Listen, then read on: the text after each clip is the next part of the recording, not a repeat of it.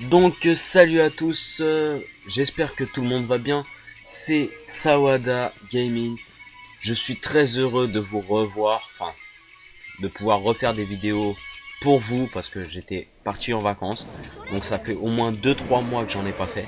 Là c'est le retour, et quoi de mieux que pour un bon retour que de faire carrément une série de vidéos. Donc là c'est le premier épisode d'une série de 3-4 parties en fait, on va dire.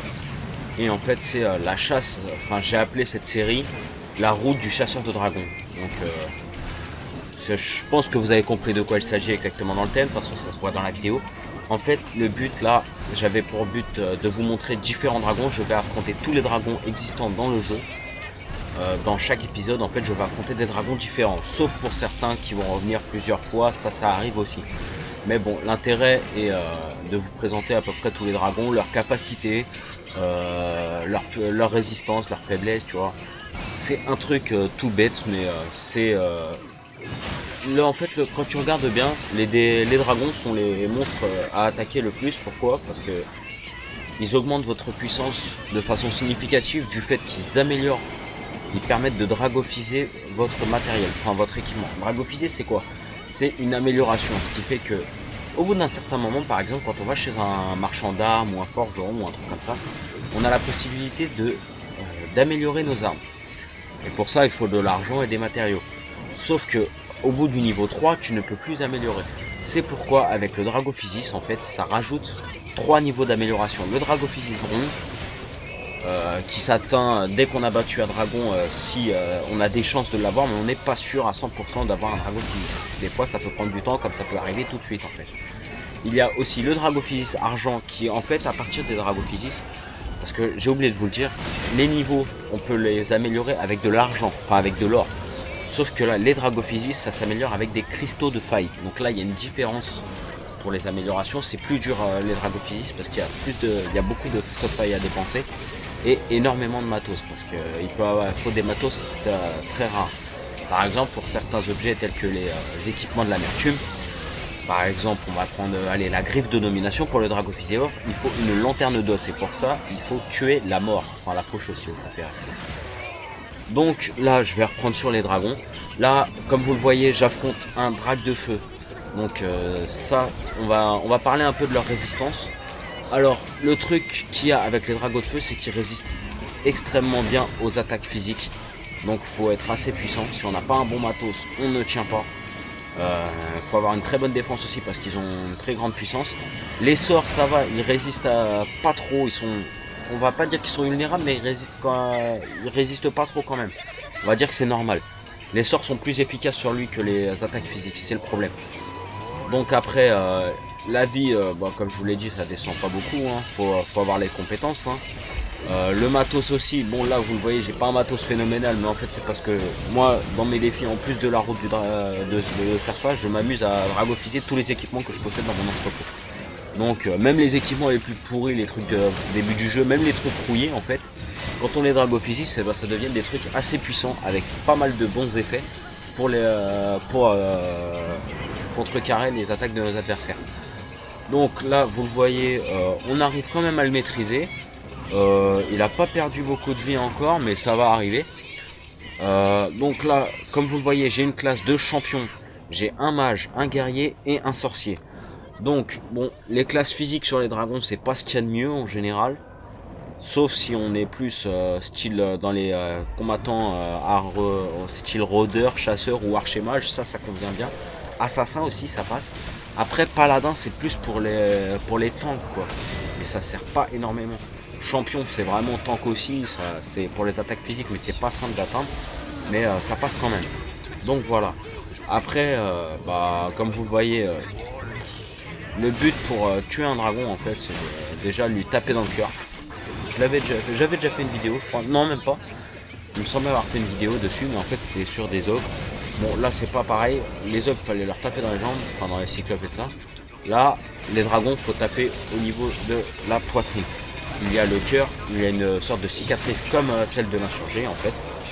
Et le but c'est de taper dans la cicatrice pour lui ouvrir, pour enlever les écailles qu'il y a autour, pour mettre le cœur à découvert. Donc là, une fois que le cœur est à découvert, on tue le dragon. Bon, là, apparemment, je l'ai tué. J'ai pas fait gaffe. Je vais peut-être aller un peu vite, mais en fait, ce qui est marrant, c'est que là, on va utiliser un petit truc. Ça, c'est pas mal, ça. C'est vraiment un bon truc si on veut vraiment dragophyser du matos pour le caisse ou qu'on n'a pas envie d'en finir là. Moi, comme j'avais trouvé que la vidéo serait trop courte au bout de 5 minutes, j'ai décidé de rajouter une petite difficulté en appelant un dragon zombie. Et pour ça, il faut quoi? Des viandes pourries d'appât. Les viandes pourries d'appât, ça consiste à attirer les monstres charognards, enfin de type charognard, comme les gardes, les dragons zombies, les ogres anciens ou pire encore la faucheuse en personne, qui peut arriver de temps en temps. C'est plus rare, mais ça arrive aussi.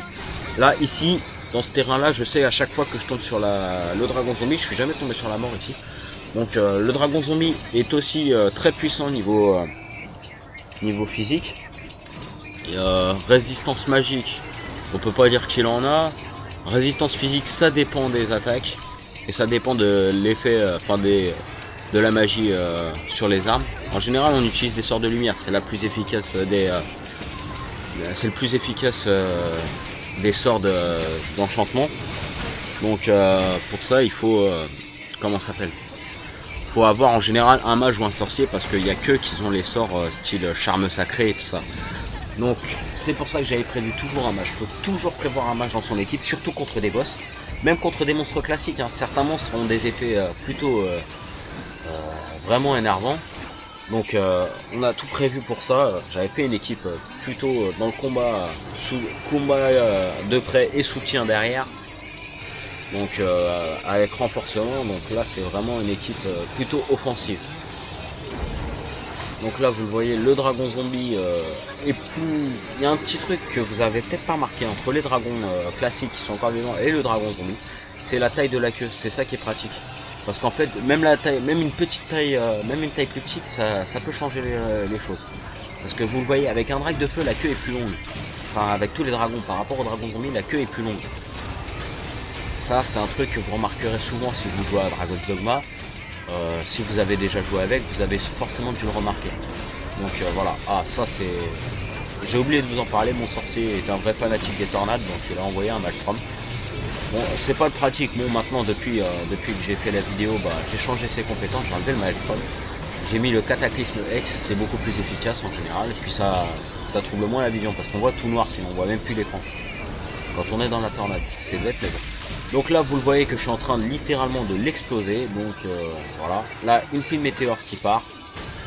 Le dragon zombie résistance magique, je l'ai dit tout à l'heure, est vraiment faible. La preuve, là il vient de perdre une barre de vie juste avec une météorite. Les boules de lumière ça fait vraiment très mal aussi. Les attaques physiques aussi ça passe. Alors cette attaque là il faut faire très attention parce que quand elle vous tape de plein fouet ça peut faire très mal. En plus c'est un jet de poison, donc on peut être empoisonné et en plus derrière à la fin de l'attaque ça envoie des boules de poison n'importe où sur le terrain. Et ça peut être dangereux parce que si ça nous touche, non seulement ça nous empoisonne, mais en plus ça nous fait énormément de dégâts. C'est un coup à perdre au moins la moitié de sa vie facilement. Et encore, s'il se retient. Donc là voilà pour ça déjà. Après déjà je vous ai parlé de tout ça. Quand je vous ai dit la série va durer quoi, 4-5 épisodes peut-être à la limite, si j'arrive à aller jusque là. Mais franchement, si vous regardez toutes les vidéos, vous ne serez pas déçus parce que vous aurez appris quelques trucs sur les dragons, ceux qui jouent à Dragon's Dogma. Même ceux qui jouent pas, si ça les intéresse, ça peut les attirer. J'ai oublié aussi un truc. Là, pour la première vidéo, j'avais dit que justement le truc c'était... la vidéo était... Enfin le jeu c'était un FPS, et ben non c'est un RPG. Excusez-moi tout le monde, j'avais eu un petit bug. Donc voilà. Là vous avez vu, j'ai vaincu le dragon zombie, j'ai eu des dragophysis comme je vous l'ai dit en haut à droite, des cristaux de faille de gagner en récompense. Donc voilà, j'espère que cette petite vidéo vous a plu, nous nous retrouvons pour le prochain épisode de Dragon's Dogma Dark Horizon, la route des chasseurs de dragons. Alors, merci à tous et à bientôt.